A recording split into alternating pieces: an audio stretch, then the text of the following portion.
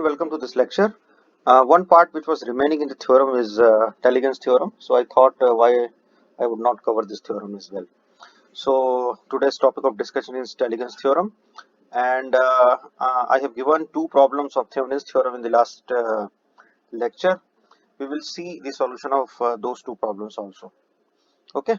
So first is the statement of Talighan's theorem. In any network means any linear, non-linear, bilateral, unilateral network, the sum of instantaneous powers consumed by various elements in various branches is always equal to zero.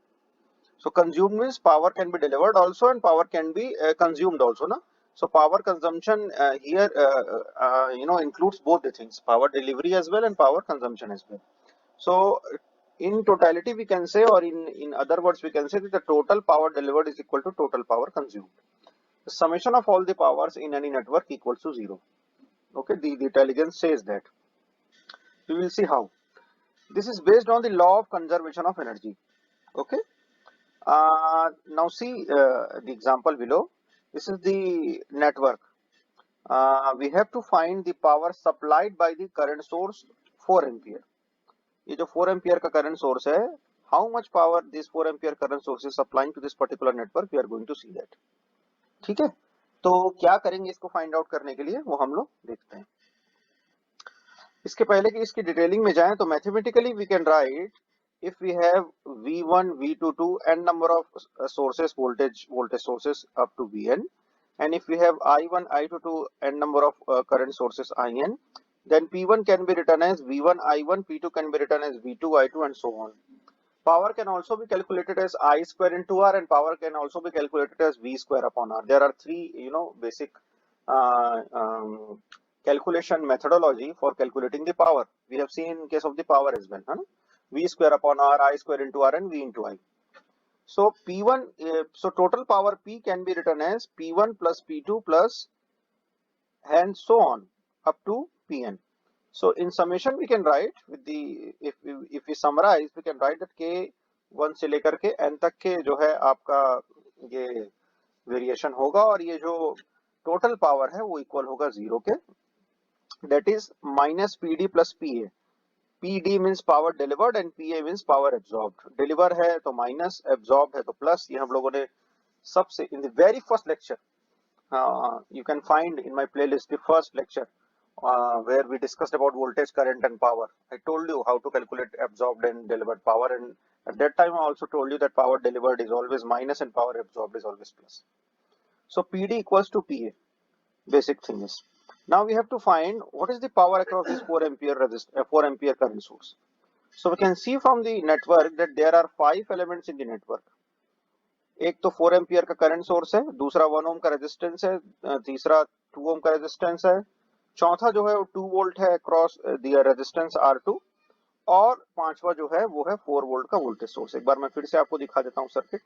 ये है circuit. एक 4 ampere का current source है, एक 1 ओम का resistance, एक 2 ओम का resistance, एक -4 वोल्ट या 4 वोल्ट का कहना चाहिए वोल्टेज सोर्स, और ये R2 रेजिस्टर है जो उसके क्रॉस 2 वोल्ट का वोल्टेज प्रेजेंट है. यहां से आप देख सकते हैं कि 3 एम्पियर का करंट जो है इस डायरेक्शन में फ्लो हो रहा है.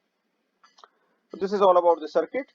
Now we can see, if we have to find out the power supplied by this 4 ampere current source, then we can individually calculate what is the power consumed or absorbed by all the elements. Okay, so I have taken the polarity plus minus plus minus plus minus across all the resistors.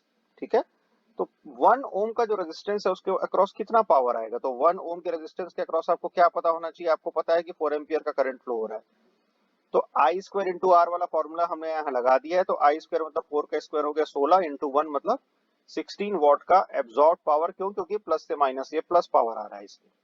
ठीक है, वैसे ही 2 ओम के across के देख लेते हैं. 2 ओम के across कितने एम्पियर का करंट फ्लो हो रहा है, 3 एम्पियर का करंट फ्लो हो रहा है, और 2 जो है वो क्या है आपका रेजिस्टेंस है, तो आई स्क्वायर आर फिर से लगा देंगे और यहाँ पे हो गया 18 वॉट. ठीक, नेक्स्ट है कि R2 के अक्रॉस कितना पावर आ रहा है, तो R2 के अक्रॉस आपको दो चीजें पता होना चाहिए, वोल्टेज पता, क्योंकि R2 की वैल्यू तो आपको पता नहीं है, तो आपको क्या पता है, यहाँ पे वोल्टेज पता है, तो इसके अक्रॉस अगर करंट पता चल जाए तो आपका काम बन जाएगा. तो ये 4 एम्पियर यहाँ से आ रहा है, 3 एम्पियर यहाँ पे फ्लो हो रहा है, तो इस ब्रांच में कितना करंट आएगा, 4 - 3 = 1 ampere. So V into I, V is 2 volt and I is 1 ampere, so plus 2 watt. Now you can see कि ये जो 3 एम्पियर का करंट है ये माइनस से एंटर कर रहा है इस 4 वोल्ट के अक्रॉस, तो पोलैरिटी क्या हो गई, चेंज हो गई। तो माइनस 4 वोल्ट इंटू 3 एम्पियर करेंगे तो आपको एक और वोल्टेज मिल जाएगा, लेकिन वो किस में मिलेगा, माइनस में। माइनस साइन जो है वो आपको बताता है कि पावर जो है वो डिलीवर्ड है या सप्लाइड है, और प्लस साइन बताता है कि पावर एब्जॉर्ब्ड है या कंज्यूम्ड है। तो हम लोगों ने सारे कंपोनेंट्स के क्रॉस ये वैल्यू कैलकुलेट कर ली। वैल्यू कैलकुलेट करने के बाद हम क्या करेंगे, टेलीग्राफ थ्योरम अप्लाई करेंगे। जैसे टेलीग्राफ थ्योरम आप अप्लाई करेंगे आपको समझ में आ जाएगा कि सारे कंपोनेंट्स की जो पावर है हम लोगों ने जैसे पढ़ा इक्वल टू 0 होता है। सबका समेशन कर दीजिए आप। जैसे ही समेशन करेंगे, इसको सॉल्व करेंगे, आपको -424 वाट आंसर मिल जाएगा। माइनस है मतलब ये पावर क्या है, सप्लाइड है या डिलीवर्ड है। तो इस तरीके से हम लोगों ने कैलकुलेट कर लिया कि जो 4 एम्पियर का जो करंट सोर्स है उसके क्रॉस कितना पावर सप्लाई हो रहा है या वो कितना पावर डिलीवर कर रहा है सर्किट को। This is all about telegraph theorem. ये प्रॉब्लम जो है मैंने आपको दिया था पिछली क्लास में और आपको सॉल्व करने के लिए बोला था। इस प्रॉब्लम में हमको VTH और RTH की वैल्यू फाइंड आउट करनी है। क्या क्या है इस प्रॉब्लम में, ये 4 वोल्ट का सोर्स है जो कि इंडिपेंडेंट सोर्स है। ये 2 किलो ओम का एक रेजिस्टर है, ये 3 किलो ओम का एक रेजिस्टर है, और ये एक करंट सोर्स है जो कि डिपेंडेंट है, डायमंड शेप है, और आप यहाँ से वैल्यू से भी देख सकते हैं Vx अपॉन 4000 है, and we do not know the value of the Vx and Vx is placed here at the output at the load. ठीक है, तो हमको VTH और RTH की वैल्यू को फाइंड आउट करना है। तो कैलकुलेशन ऑफ VTH कैसे होता है, ओपन सर्किट वोल्टेज होता है VTH जो होता है, इसको हम VOC भी लिख सकते हैं, हम लोगों ने पढ़ा है थेवेनिन्स में। यहाँ पे आप देखिए Vx है वो VTH के इक्वल है, क्यों, क्योंकि यहाँ से ही आप VTH को देखना स्टार्ट करोगे, और VTH जो है यहाँ पे Vx के इक्वल होगा, क्योंकि हमने इस टर्मिनल को ओपन किया इसलिए इसके अक्रॉस I की वैल्यू 0 होगी। अब क्योंकि I की वैल्यू 0 है इसलिए यहाँ पे कोई ड्रॉप नहीं होगा, इसलिए ये रेजिस्टर आपके कोई यूज का नहीं है in terms of the voltage calculation. Okay, because drop across this resistance will be 0 as the current is equal to 0। So here we can say that VTH can be directly written over here because this resistance has no use in the circuit at this particular time. तो VTH को यहाँ पे हमने place कर दिया। जैसे ही VTH place किया, यहाँ से आपको एक वोल्टेज दिख रहा है, ये रजिस्टर दिख रहा है और ये करंट सोर्स दिख रहा है। तो हम लोग आसानी से क्या अप्लाई कर सकते हैं, यहाँ पे KCL अप्लाई कर सकते हैं। KCL अप्लाई कीजिए मिडिल नोड पे। तो VTH minus 4 upon 2K minus VX upon 4000, ये देखिए VTH माइनस 4 अपॉन 2K और VX अपॉन क्या हो गया 4000, क्योंकि इनकमिंग है इसलिए उसका डायरेक्शन माइनस ले लिया इनकमिंग के कारण, उसका जो साइन है, और यहाँ पे कर दिया 0 इक्वल टू। अब Vx ही तो VTH है तो यहाँ पे रिप्लेस कर दिया, Vx की जगह VTH सॉल्व किया, हमको मिल गया 8 वोल्ट। ठीक है, 2K को मैंने 2000 लिखा है क्योंकि यहाँ पे हम 4000 यूज कर रहे हैं, तो दो अलग अलग कन्वेंशन यूज नहीं करेंगे, या तो हम इसको भी 4 ले लेंगे। अब क्योंकि 4000 ले रहे हैं तो इसको क्या लेना पड़ेगा, 2000 लेना पड़ेगा। सॉल्व करने के बाद आपके पास 8 वोल्ट आ जाएगा आंसर। RTH का कैलकुलेशन करना है। Since in the given circuit one dependent source is present, एक डिपेंडेंट सोर्स है Vx अपॉन जो 4000 है, hence for the calculation of RTH we need to apply a constant voltage और constant current source across the load।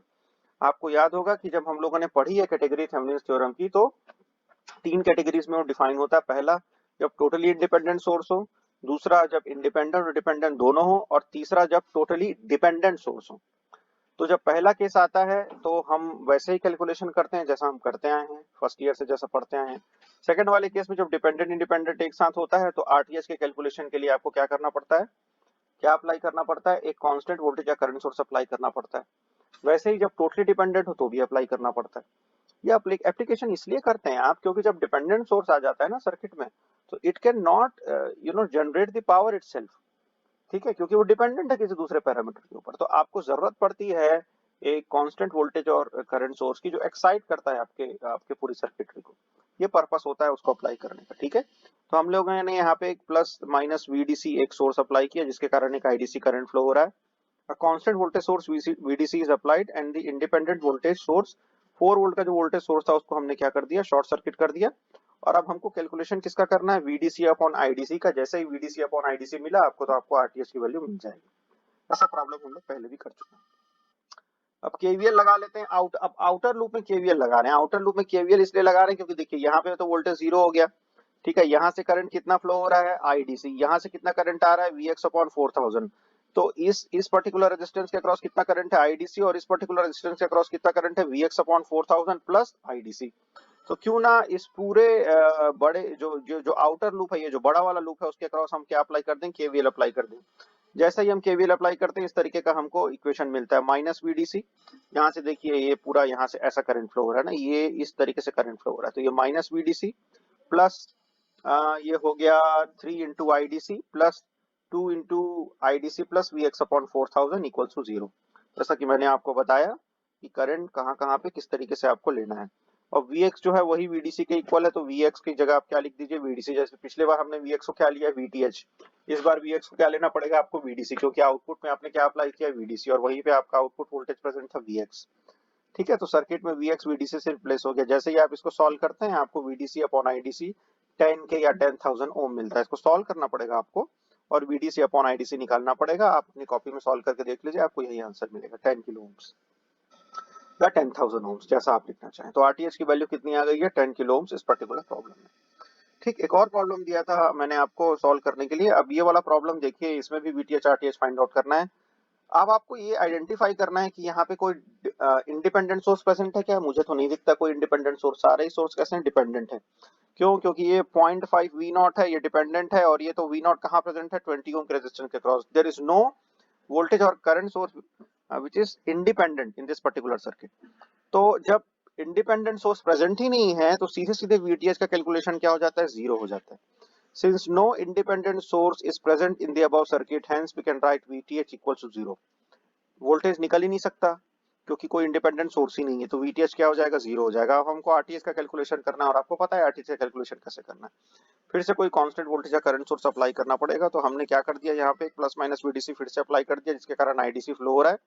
अब यहाँ से IDC flow हो रहा है, तो यहाँ पे कितना करंट आ रहा है, यहाँ से कितना करंट है 0.5 वी नॉट, और यहाँ से कितना करंट आ रहा है आईडीसी, तो इसके अक्रॉस कितना करंट है, 10 ओम के across 0.5 V naught plus IDC. Again we will apply a KVL across the outer loop. ठीक है, चलो अप्लाई करते हैं। Applying KVL at the outer loop, तो आउटर लूप में केवीएल अप्लाई करेंगे तो ये हो गया माइनस वीडीसी प्लस 10 इंटू ये 10, यहाँ पे तो कोई रेजिस्टेंस है नहीं, तो 10 into 0.5 V naught plus IDC, और यहाँ पे सीधे सीधे हम वी नॉट ले रहे हैं क्योंकि वोल्टेज लिख रहे हैं, तो अलग से कोई करंट यहाँ पे लिखने की जरूरत नहीं है। तो 20 इंटू वी नॉट लिखने के सॉरी 20 इंटू करंट लिखने के बजाय सीधे क्या ले लिया, उसके अक्रॉस जो वोल्टेज प्रेजेंट है उसको हमने क्या कर लिया, कंसिडर कर लिया, तो वी नॉट। अब आपको इसको सॉल्व करना है, तो इस तरीके से इक्वेशन आता है। जब आप इसको एक्सपांड करोगे और सॉल्व करोगे तो VDC इक्वल्स टू आया 5 V naught plus IDC plus V naught, and can be written as VDC equals to 6 V naught plus IDC। ये हो गया इक्वेशन नंबर 1।